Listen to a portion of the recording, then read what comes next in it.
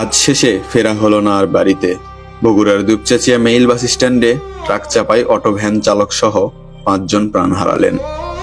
কাজ শেষে শুক্রবার রাতে অটো ভ্যান করেই বাড়ি ফিরছিলেন 5 শ্রমিক। মূল সড়কে ওঠার সময় ভেঙে যায় ভ্যানের এক্সেল। এ সময় নওগাঁ থেকে ছেড়ে আসা বগুড়াগামী একটি ট্রাক ভ্যানটিকে চাপা দেয়। এতে ঘটনাস্থলেই প্রাণ হারান মোজাহার, সাদিকুল ও শহীদুল। আহত 3 জনকে উদ্ধার করে প্রথমেই নেওয়া হয় উপজেলা স্বাস্থ্য কমপ্লেক্সে। সেখানে অবস্থার অবনতি হলে 2 জনকে পাঠানো হয় Shaheed Ziaur Rahman medical college and হাসপাতালে। সেখানে চিকিৎসাধীন অবস্থায় ভ্যান চালক ময়েন সর্দার ও আরোহী মেজবাহুল হক স্বাধীন প্রাণ হারান। দুপচাচিয়া থানার ওসি ফরিদুল ইসলাম জানান, ট্রাকটি পালিয়ে যাওয়ায় জব্দ করা সম্ভব হয়নি।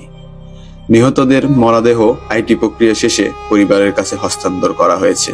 দুর্ঘটনায় যারা প্রাণ হারান তাদের ঠিকানা বগুড়ার সান্তাহার আদমদিঘির বাসিন্দা মনসুরের ছেলে শহীদুল ইসলাম, বয়স 60 বছর, দুপচাচিয়া বানিয়াদিঘির সাইফুল ইসলামের ছেলে সাদিকুল ইসলাম, বয়স 45 বছর, একই এলাকার অজিতের ছেলে মোজাহার, বয়স 65 বছর ও ওয়াহেদ আলীর ছেলে মেজবাহুল হক স্বাধীন, বয়স 17 বছর এবং ডিপুইল কাহালুর বাসিন্দা কাঙালি সর্দারের ছেলে ময়েন সর্দার, বয়স 60 বছর।